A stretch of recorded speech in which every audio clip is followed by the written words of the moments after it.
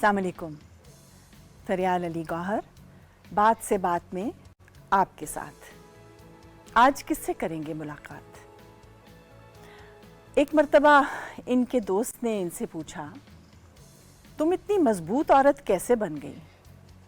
तो उन्होंने एक किताब में लिखा, उस किताब का नाम बुरी औरत की दूसरी कथा है।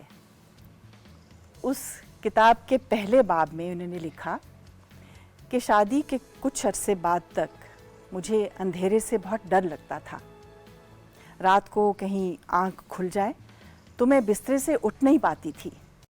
मुझे अंधेरे में एक धागा दिखता तो मुझे लगता कि वो सांप है। मुझे अंधेरे में कोई साया हिलता हुआ दिखता तो मुझे लगता कि वो सांप है।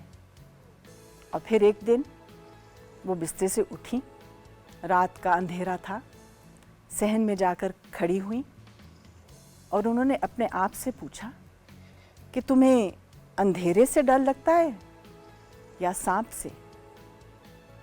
उसी वक्त उन्होंने आसमान की तरफ देखा और दूर कहीं बची कुची रोशनी दिखाई दी और वो मुस्कुराईं और डर ने उनका पीछा छोड़ दिया। एक निडर औरत, एक हिसास औरत, एक काबिल औरत, बहादुर औरत और अपने ही अल्फाज में बुरी औरत।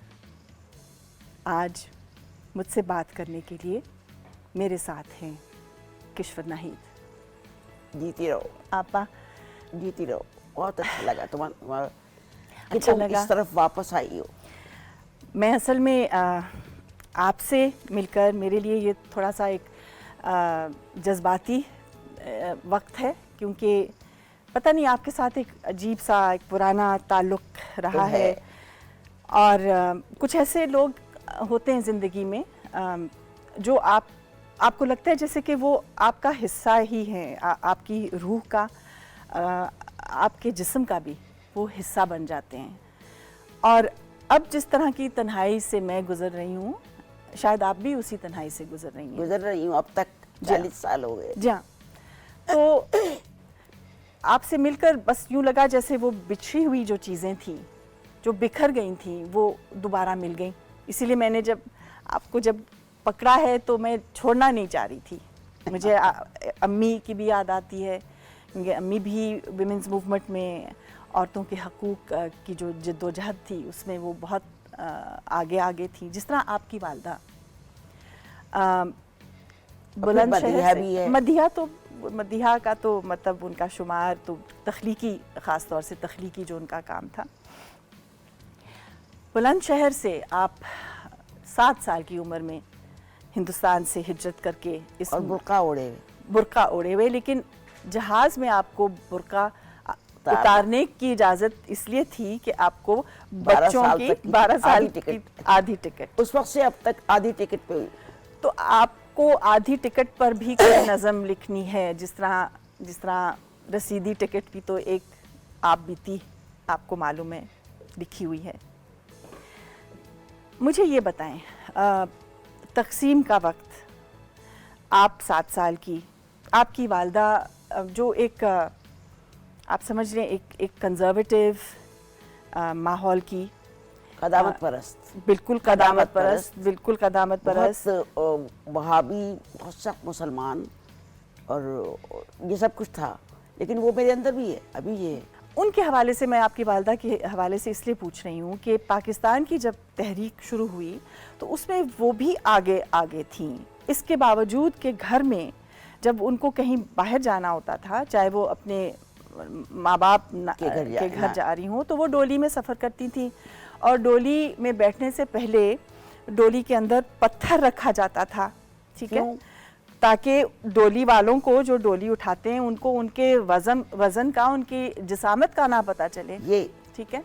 यानी एक औरत अपने आप को छुपा कर ज़िंदगी गुजारे, ठीक है। हाँ। और पत्थर के मानिंद वो एक इंसान जो है जीना है, उसको इसी तरह से जीना है, उसको कोई चीज़ महसूस नहीं करनी, ठीक है, उसको कहीं जाना नहीं। मैं बताऊं, उसी औरत ने اپنے خاندان میں بچیوں کو پڑھانے کا بیڑا اٹھایا. جی, اور کمال کی یہ بات کہ آپ کے شاید نانا جو کہ مجسٹریٹ تھے, جی, اور سر سید احمد کی سوچ سے بہت متاثر تھے لڑکیوں کی تعلیم کے حوالے سے, کہ انہوں نے بھی سر سید سے آئے تھے نا. جی ہاں.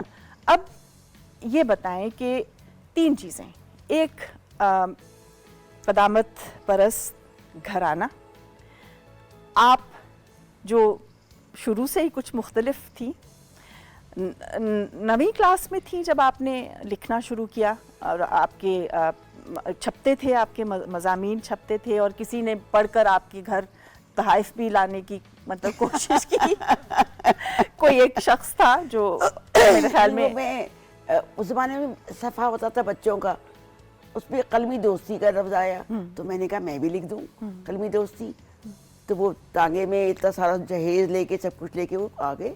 ان کو نہیں معلوم تھا کہ آپ 9th کلاس کی بچی ہیں. آپ کی کیا عمر ہوگی؟ 14 نہیں 13 سال. 14ویں میں میں نے میٹرک کر لیا تھا.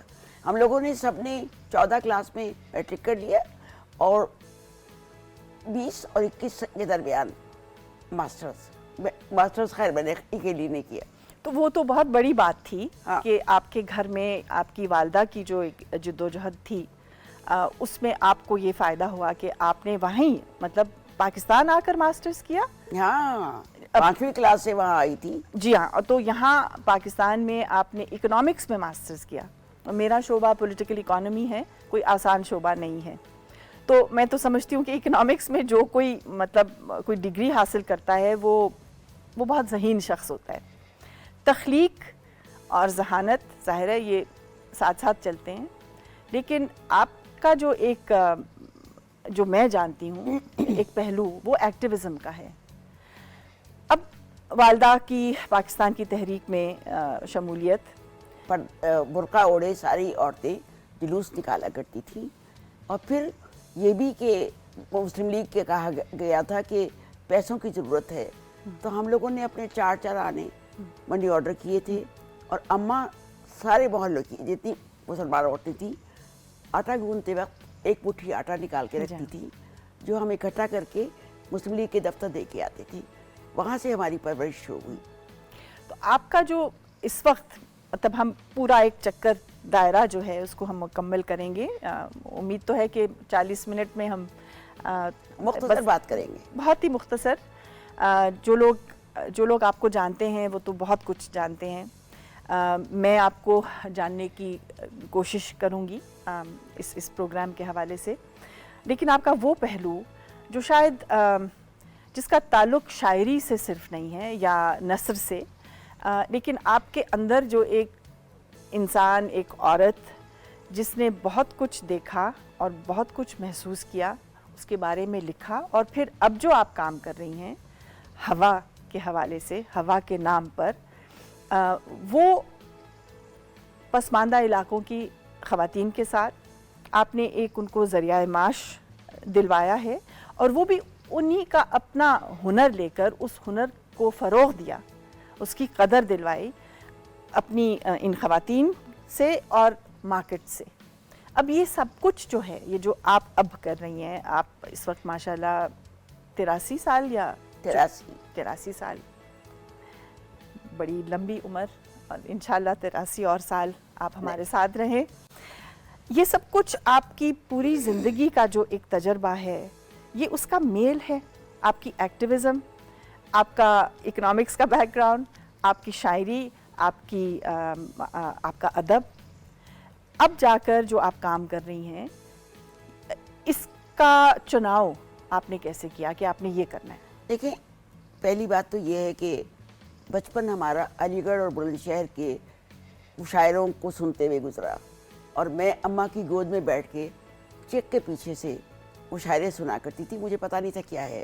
مجھے ایک چیز یاد آئی کہ جگن ناتھ آزاد کو جب میں نے کہا کہ میں نے آپ سے پہلی غزل یہ سنی تھی کہ تم آ گئی یاد تو کچھ بھی رہا نہ یاد, کچھ اس طرح کا تھا, تو کہنے لگے ہاں یہ میری پہلی غزل تھی.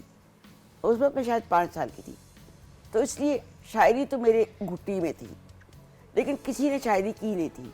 بلکہ یہ کہ جب ابا جی کو پتہ چلا تو اب کمرے میں بند کر کے کہنے لگے تم نے مشہور ہو گئی ہو نا, جس سے شیر لیے تھے اس کو واپس کر دو.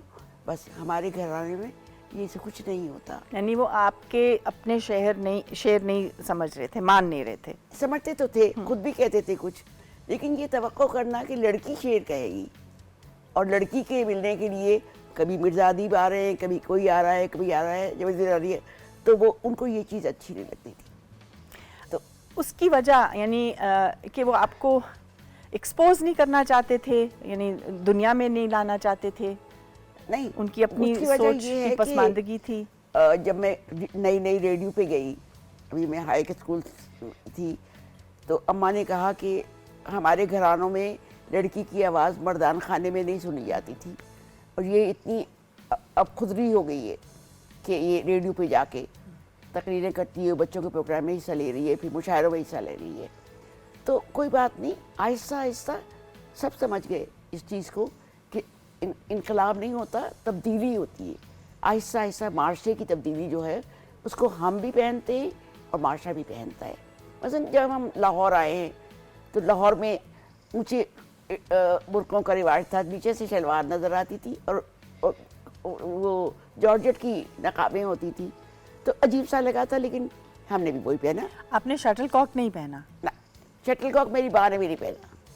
اچھا, میری جب شادی ہوئی تھی تو مجھے میری ساس کا شٹل کاک برقع دیا گیا تھا, لیکن میری ساس چھوٹے قد کی تھی اور میرا تو ماشاءاللہ تو وہ بھی چھوٹا ہی برقع بنا, لیکن وہ میرے سسرال میں وہ قبول نہیں ہوا. تو پھر مجھے 2-2.5 بر کی چادر اوڑھنی پڑی, اور میرا ایک آنکھ کا پردہ تھا, ایک آنکھ کا, دونوں آنکھیں بیک وقت نہیں دکھائی دیتی تھیں. اصل میں بات یہ ہے کہ میں کالج میں اور یونیورسٹی میں جب تھی تو میں لیڈیز روم میں جا کے برقع اتار کے وہاں پہ کوئی مشاعرہ یا کچھ ہوتا, ڈیبیٹ میں جو کچھ پہلا نمبر تھا وہ لے کے پھر برقع اوڑھ کے گھر جاتی تھی, اور اماں سے چھپ کے جو پرائز ہوتا تھا وہ کسی کو دکھانا نہیں ہے. وہ آپ آٹے کے کنستر میں چھپاتی تھی؟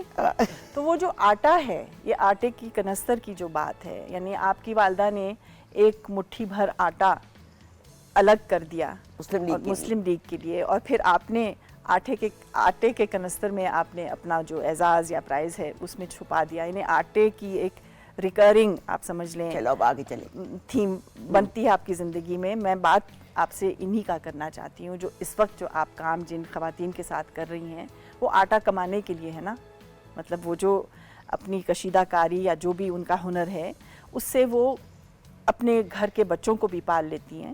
یہ کیسے آپ نے؟ میں نے 20 برس سے یہ کہا, بلکہ جس زمانے میں گورنمنٹ ضیاء الحق کی مجھ سے بہت ناراض ہوئی اور محمود اعظم فاروقی میرے منسٹر تھے, تو انہوں نے کہا کہ لکھا تھا فائل پہ, can't this ministry run without Kishwar Naheed, اور مجھے فورس لیو پہ بھیج دیا تھا. میں گھر بیٹھنے والی نہیں تھی, میں نے فیصلہ کیا کہ میں اندرون شہر کام کروں گی, اور لاہور شہر کی ساری عورتوں کو میں اب بھی جانتی ہوں جو بڈھی ہو گئی ہیں میری طرح, اور ان کی بچیاں آگے مجھے جانتی ہیں. تو وہاں سے کام شروع کیا.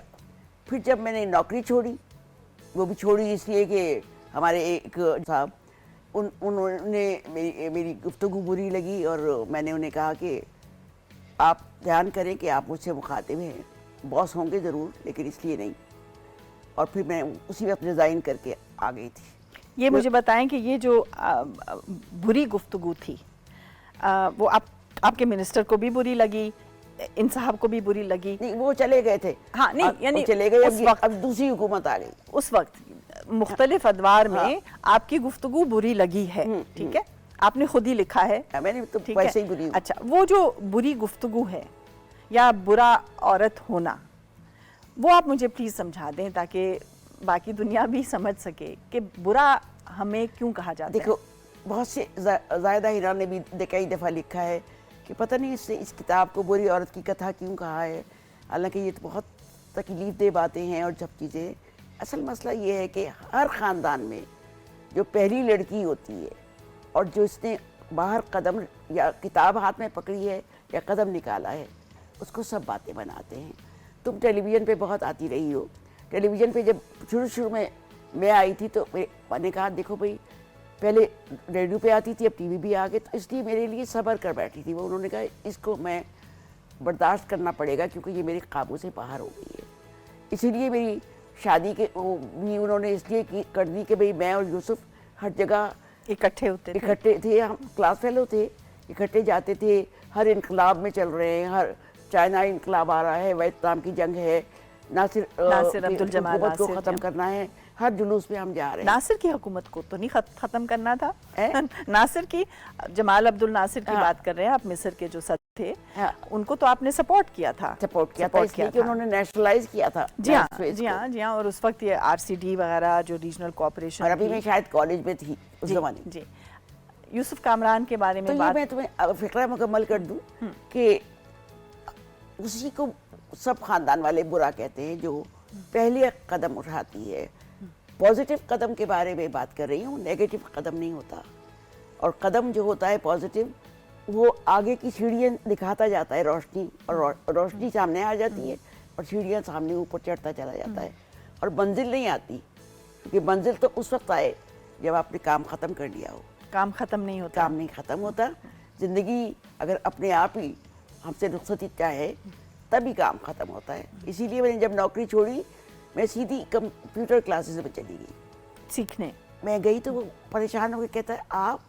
میں نے کہا میں آپ کی شاگرد ہونے آئی ہوں اور مجھے ٹائپنگ نہیں آتی، تو مجھے آپ سکھا دیں اور 3 مہینے کی فیس دوں گی، 1 مہینے میں سیکھوں گی. اس طرح کر کے میں نے ایک طرف یہ کیا، دوسری طرف گاؤں جا کے میں نے سب عورتوں کو، پاکستان کے زیادہ تر گاؤں شکر ہے میں نے دیکھے ہیں. اور آپ نے مطلب ان کو منظم کیا کس طرح سے؟ منظم کیا. جی ہاں، میں گراس روٹس پر کام کرتی رہی ہوں، بالکل بنیادی ایک سطح پر. پاکستان کی 55 جو یونین کاؤنسلز ہیں، بلکہ 110 یونین کاؤنسلز میں نے کام کیا، جو سب سے غریب تر یونین کاؤنسلز ہیں. اور مجھے فخر ہے کہ یہ کام یعنی میری سوچ کو اس نے وسعت دی ہے، بڑی وسعت ملتی ہے. بہت. تمہیں بتاؤں کہ جب میں گاؤں میں کام کر رہی ہوتی ہوں تو ایک دفعہ میں پتہ نہیں بلوچستان میں بیٹھی تھی، تو میں نے انہیں بتایا تم 16 گھنٹے کام کرتی ہو، یہ کرتی ہو، وہ کرتی ہو، وہ کرتی ہو. جب میں نے بات ختم کی تو ایک عورت اٹھ کے کہتے جب وہ ڈرنک ہو کے یا جوئے میں ہار کے دارو پی کر آتا ہے اور پھر جو ہماری درگت ہوتی ہے وہ ہمیں ہی پتہ ہے، آپ اس کو بھی آپ نوٹ کر لیں. پھر مجھے یہ کرنا پڑتا تھا کہ ہر آخری گھنٹے میں جو ان کے ساتھ ورک شاپ ہوتی تھی مردوں کو بلا لیتی تھی.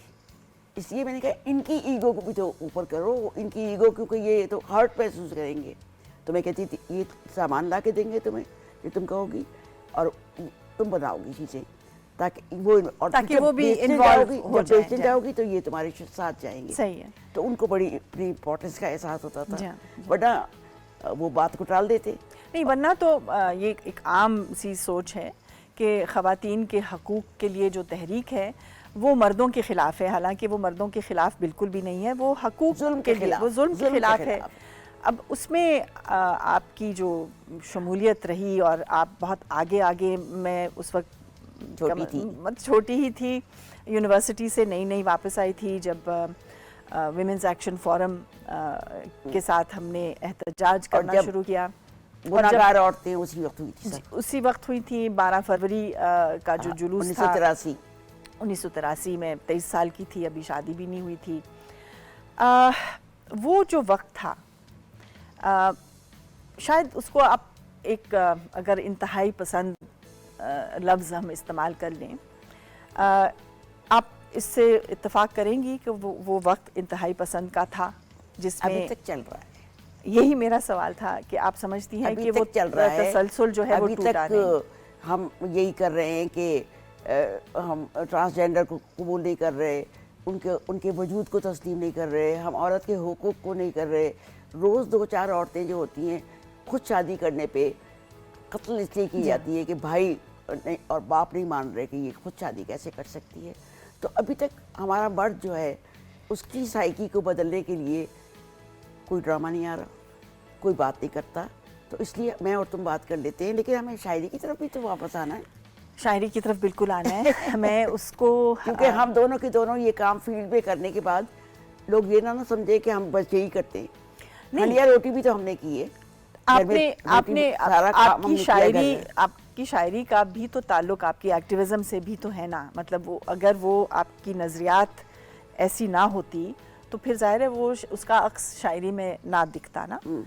ایک آپ کی نظم جو مجھے غزل ہے بلکہ وہ مجھے بہت پسند ہے, اگر آپ وہ سنا دیں, آئینہ کبھی ادھر. اچھا اچھا اچھا, وہ ہے کہ آئینہ کبھی بے ادھر چیرگی رکھا, چھپانے کو, اپنی بے چیرگی چھپانے کو آئینے کو ادھر ادھر رکھا. اور اس کے ساتھ کا ایک اور شعر ہے کہ اس قدر تھا اداس موسم گل, ہم نے آب رواں پہ سر رکھا. اور ایک اور بھی ہے, ایک اور بھی ہے. ہاں اچھا, وہ بھی تمہیں یاد ہے. وہ ہے کہ اصل میں یہ سب چیزیں جو ہیں یہ ہمارے مردوں کی شاعری سے مختلف ہیں, تو وہ کچھ ابھی بھی ناک چڑھاتے ہیں کہ اوہو یہ کیا موضوعات ہیں, جو وہ یہی کہتے ہیں کہ کیا موضوعات ہیں تم لے آئی ہو. اچھا چلو ٹھیک ہے, سن لیتے ہیں, برداشت کر لیتے ہیں. تو مردوں کی شاعری جو ہے وہ ابھی تک عشق سے فارغ نہیں ہوئی. تو یہ وہ ہے کہ اجلی شام میں لپٹا وعدہ تازہ میرے اندر تھا, اجلی شام میں لپٹا وعدہ تازہ میرے اندر تھا, باہر کیسے جاتی میں دروازہ میرے اندر تھا. تو یہ اس وقت بھی لکھا تھا جب ابھی کالج ہی میں تھی کہ گھر کے دھندے کے نمٹتے ہی نہیں ہیں ناہید, میں نکلنا بھی اگر شام کو گھر سے چاہوں. اور پھر یہ بھی تھا کہ منحصر رنگوں کی آتش پر نہیں ہے زندگی, میلے کپڑوں میں بھی تجھ کو دیکھنے آئیں گے لوگ. جب آپ کی شادی ہوئی آپ نے کیا پہنا تھا؟ میلے کپڑے, جو کپڑے گھر کے پہنے ہوئے تھے. اچانک ہوئی, اچانک ہوئی, اچانک آدھے زبردستی ہوئی, زبردستی ہوئی. وہ اس لیے کہ آپ کی دوستی تھی. وجہ یہ تھی کہ وہ کشمیری تھا اور میں سید آدمی, تو یہ تھا کہ یہ بٹا لگنے لگا ہے خاندان کو. لیکن پھر ان کا کشمیری ہونا, وہ کشمیری ہے اور میں سید خاندان کو ڈپل لگا, اور ان کے خاندان میں کہا گیا کشمیریوں کے خاندان کو بٹا لگ گیا, سید آ گئی. اس دوران آپ کی نظموں میں, غزلوں میں کوئی تبدیلی آئی؟ دیکھیے شادی کے دوران مثلاً ایک شعر سناتی ہوں, اس سے تمہیں پتہ چل جائے گا. برف کی مانند جینا عمر بھر, ریت کی صورت مگر تپنا بہت. سمجھ آئی؟ اسی زمانے میں برف کی مانند جینا, اپس اینڈ ڈاؤن تو زندگی میں ہر ایک کی ہوتی ہے. ہم لوگ مان جاتے ہیں کہ ہاں تھے, اور زیادہ دنیا کہتی رہی بہت اچھے تھے, بہت سب بڑے اچھے ہوتے ہیں. He was a very handsome man, بہت دنیا کی عورتیں اس کو پسند کرتی تھیں, اور اس کے اندر بھی ایک عاشق بیٹھا تھا جو ان کو بھی پسند کرنے لگتا تھا, اور گھر میں عورت بیٹھی ہوئی تھی. بس یہ زندگی یہاں ختم ہو گئی. دوستی, آپ کی دوستی تھی ان سے, ٹھیک ہے, تو وہ کیا دوستی برباد ہو گئی شادی کر کے؟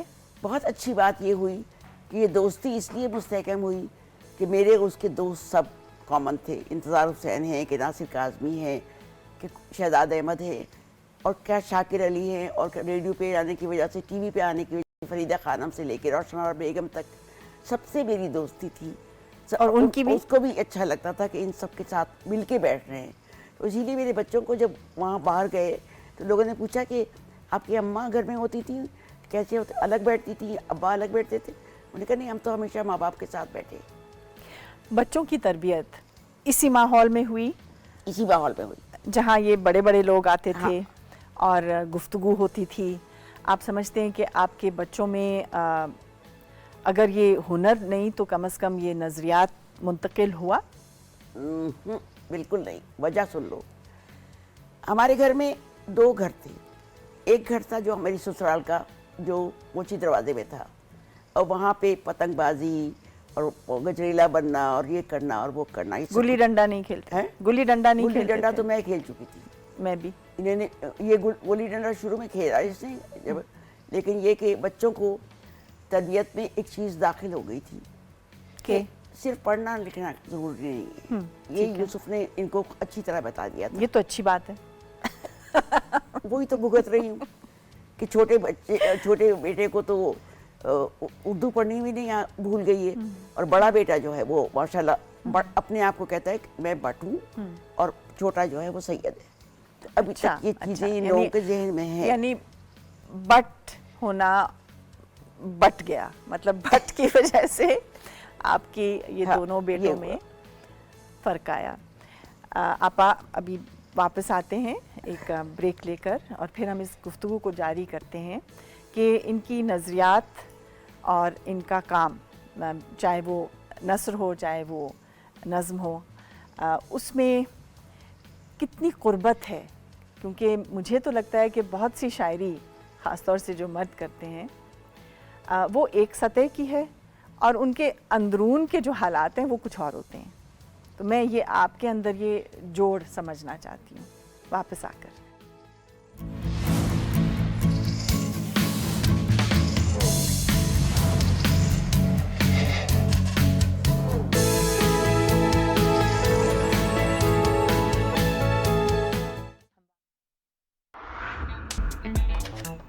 कैश की जरूरत हो तो पूरा करता है मेरा पेपाक कार्ड। जानी और माली तहफ़्फ़ुज़ देता है मेरा पेपाक कार्ड।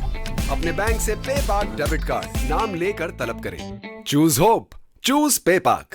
ये बड़े बड़े film studios, theatres, cinemas, art galleries, theme parks, अरे रहने का मजा आने वाला है लाहौर में। और सब एक साथ, लाहौर एंटरटेनमेंट सिटी। और वो भी घूम घुमा कर नहीं, मेन जीटी रोड पर। और सिर्फ लाहौर के लिए नहीं बल्कि पूरे पाकिस्तान के लिए इंटरनेशनल लिविंग स्टैंडर्ड। बस 3, 5, 10 मरला और 1 कनाल का प्लॉट लिया और हो गई एंटरटेनमेंट शुरू। इन्वेस्टमेंट, ग्रोथ और एंटरटेनमेंट एक साथ। तो अपना फोन निकालें और डायल करें 1113333987। Lahore entertainment city, happiness lives here.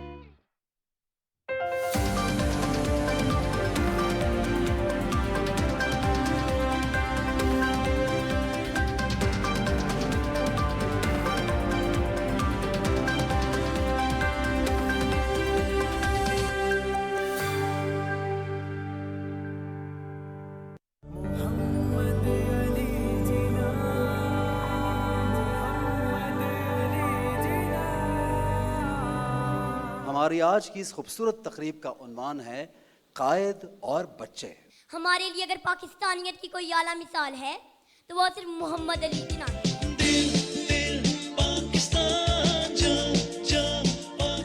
मिल्लत का पासबां है मोहम्मद अली जिन्ना। मेरे वतन तेरी बहारों में फिर मुस्कुराएंगे एक दिन। बच्चों, तो आप एक चीज अपने साथ पकड़ लो, कोशिश करो हमेशा सच बोलो।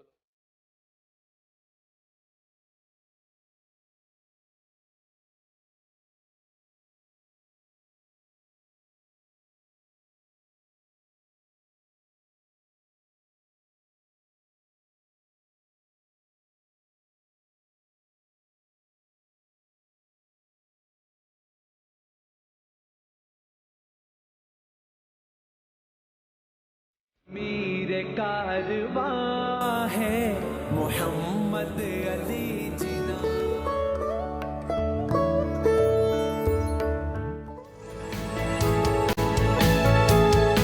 हम वापस आए हैं और किश्वर नाहिद के साथ बैठे हैं। मैं चाहूँगी कि एक गज़ल है या नज़म है? नज़्म। एक नज़म सुनाएंगी जिससे फिर हम आगे गुफ्तगू बढ़ाते हैं।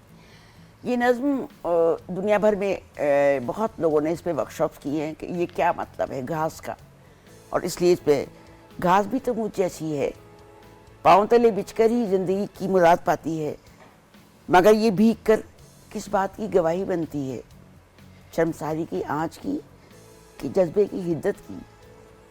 घास भी तो मुझ जैसी है, ज़रा सर उठाने के काबिल हो तो काटने वाली मशीन इसको मखमल बनाने के लिए हमवार करती रहती है।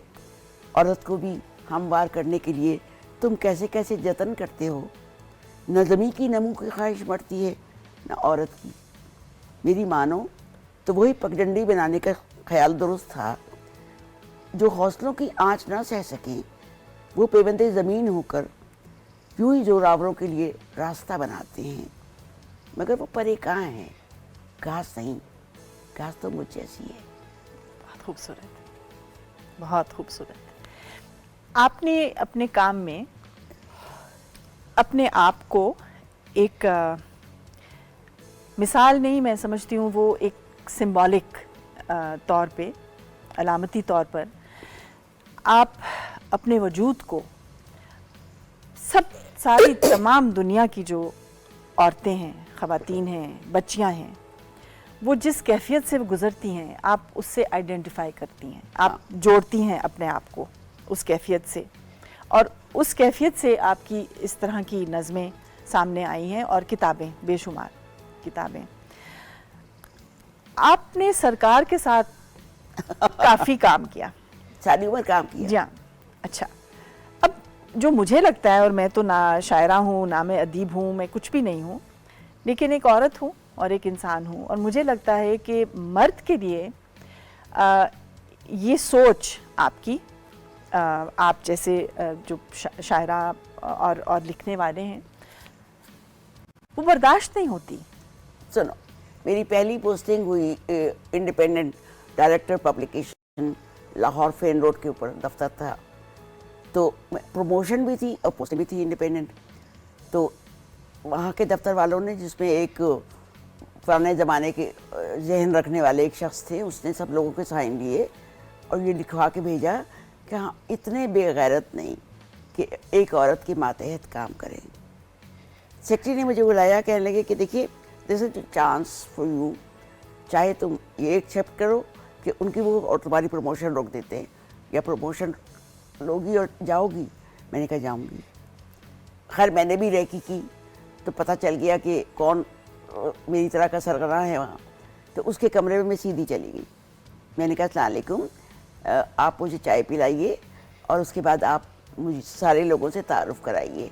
और बैठ गई।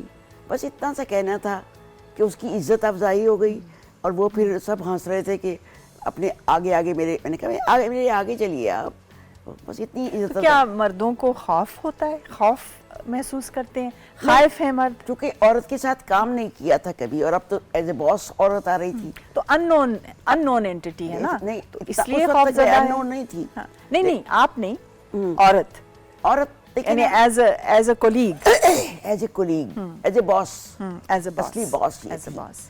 फिर उसके बाद किसी ने इतराज़ नहीं किया। लेकिन ये कि एक बात जो मैं तुम्हें बतानी थी वो ये कि मेरी आंख मिचोली रही है सरकार से, कि जब हम लोग जुलूस निकालते थे 12 फरवरी का, ये से पहले के कानून शहादत पे, तो मैं जब आगे आती थी, तो जब कैमरा वाला आता था तो एतजाज और आसमां आगे आके मुझे पीछे करते थे। बिल्कुल। आप उस वक्त क्या, उस वक्त आपका क्या मैं उस जमाने में मार्शल लॉ था, और मैं director publications for whole reason Pakistan थी, और माहिनाओं पर्चा निकाल रही थी।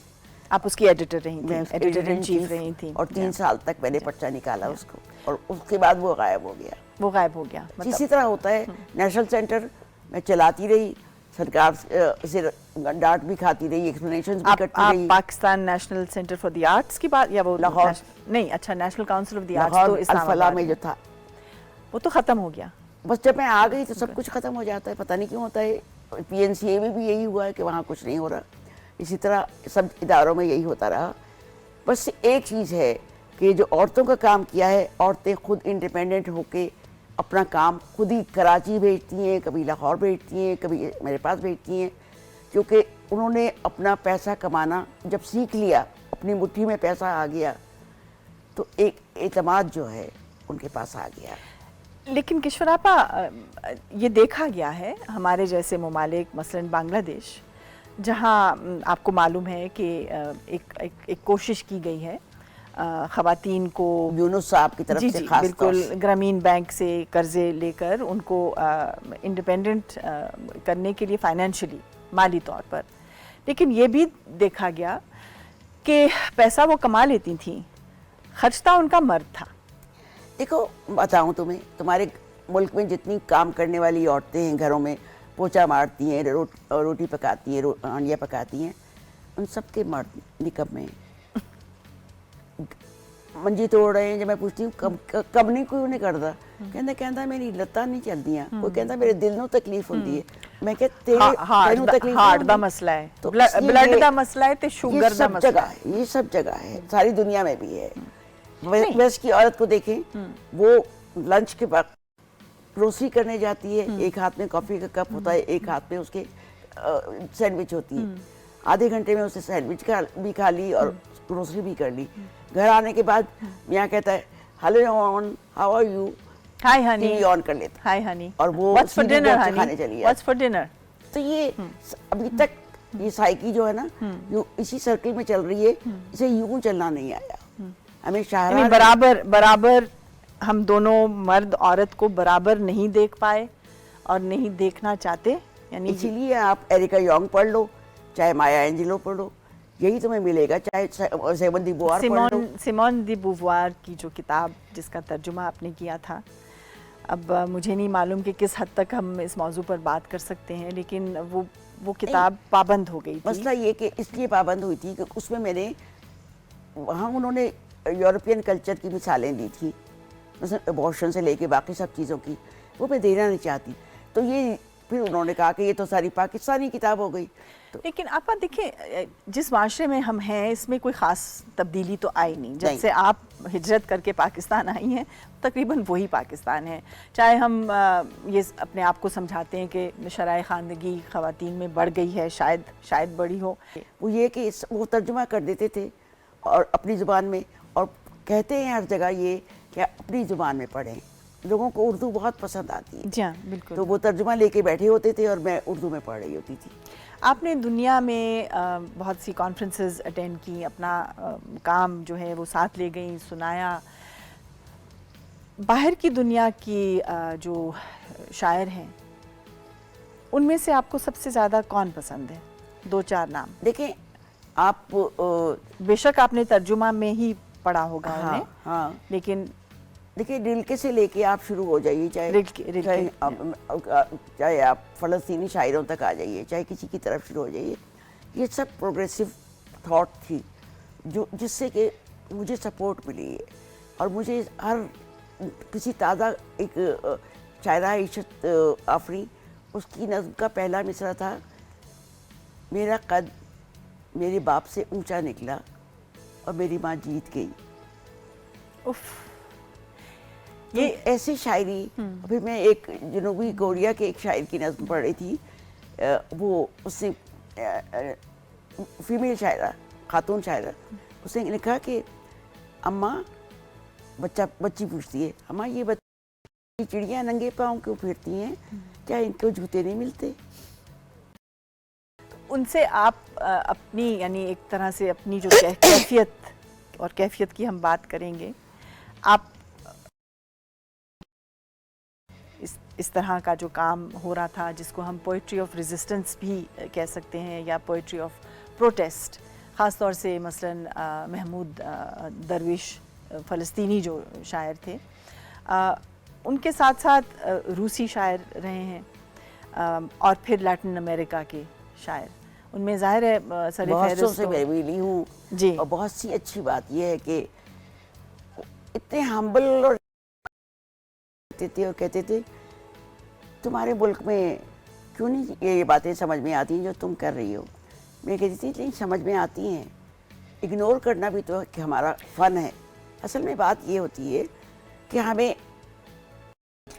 मीरास को तो नहीं भूलना, बग़ैर मीरास के हम कुछ नहीं हैं, बग़ैर अपने इसी पहन के हम कुछ नहीं हैं। हम वेस्ट के कपड़े पहन लें, मेकअप करा लें, सब कुछ हो जाए, लेकिन अगर हमारा जहन नहीं खुलेगा और उसके अंदर इंसानी मसावत नहीं आएगी तो कुछ भी नहीं। शायरी का कितना हाथ है जहन को खोलने में? देखिए, मैंने ज़हरा आपा से सीखा। ज़हरा आपा ने, मैं 8वीं वही 9वीं क्लास में थी जब मैं लाहौर में यूनिवर्सिटी हॉल में मुशायरा हुआ, और अकेली खातून थी जिन्होंने 3 गज़लें पढ़ी, और उसके बाद जोश साहब से लेके फैज़ साहब से लेके सारे शायर मौजूद थे। ये बाद में पढ़ना तो जाहिर है, ये तो छोटी थी, लेकिन क्राउड ने कहा हम फिर सुनेंगे, हम फिर सुनेंगे, हम फिर सुनेंगे। और फिर उन्होंने दूसरी दफ़ा सुना के उन्होंने कहा बस मैंने यही 3 गज़लें लिखी थी। तो उसके अगले दिन क्या हुआ कि मैं बस स्टॉप पे खड़ी थी, तो सूफी साहब खड़े थे, उनको किसी बंदे ने आके कहा कल आपने उस खातून के शेर सुने, वो कोई खुद थोड़ी लिखती है, कोई और लिख के देता है। सूफी साहब ने कहा या सूफी साहब को कहा? और सूफी तो साहब आपके उस्ताद थे? और सूफी साहब ने बिल्कुल नहीं कहा कि नहीं उससे खुद लिखी है, बल्कि हंस पड़े। और मैं पीछे खड़ी थी बुरक़े में, मुझे बहुत गुस्सा आया। तो उस वक्त से मुझे हुआ कि औरत खुद क्यों नहीं लिख सकती। कि वो तो आपके उस्ताद थे, वो आपको अच्छी तरह जानते थे, आपके बारे में बेशक ये नहीं जानते था। थे, अच्छा, उस वक्त नहीं तक नहीं जानते जानते, थे। बीच में यूनिवर्सिटी में आई थी, नहीं। लेकिन सूफी साहब का किरदार आपकी ये जो तख्लीक है उसमें है, उसमें सूफी साहब के आपका उस्ताद होना। नहीं, असल में बात ये है कि सूफी साहब से मैंने कुर्रतुल ऐन ताहिरा और हाफिज़ को पढ़ा फारसी में। और इसलिए कि मुझे ये देखना था कि कुर्रतुल ऐन ताहिरा ने क्या लिखा है, क्यों लिखा, किस ज़माने में लिखा, अपने ज़माने का। इस तरह मैंने सैफो को पढ़ा, जो सबसे पहली शायरा करार पाती है, और जिसकी कागज़ उसके दीवारों से कागज़ से उतार के तो उन लोगों ने पढ़ा। तो इसलिए मुझे ये नहीं था कि औरत मर्द की बात, असल ये था हक़ की बात, सच कुछ कहना है। हालांकि सच कोई भी नहीं कह सकता, सुकरात ने भी कहा था तो वो नहीं रह सका था, और उस जो भी यानी सच कहने की इजाज़त नहीं है, इजाज़त ही नहीं सच तो कह पूरे सकते हैं। माशरे में। किश्वर आपा, आपकी पहली किताब 1968 में, नहीं, 1969 में लबे गोया, यहाँ आदमजी प्राइज़ उसको मिला था। जी हाँ। आज मैं आपसे जो गुफ्तगू है वो तो मैं मतलब सारी ज़िंदगी लगेगी आपको जांचने में, समझने में भी। मैंने अपनी किताब में लिखा था कि मेरे साइन चूँकि जबनाई है तो मेरे अंदर 7 औरतें हैं, वो अपने अपने वक्त पे बोलती हैं, कभी एक्टिविस्ट बोलती है, कभी शायरा बोलती है, कभी नमाज पढ़ने वाली बोलती है। किश्वर आपा कभी खामोश नहीं रहीं। किश्वर आपा की आवाज़ हमेशा हमेशा हमें ना सिर्फ सुननी चाहिए, हमें पढ़नी चाहिए, क्योंकि बोलना और ख़ामोश रहना ये हमारे पास अब चॉइस नहीं रहती।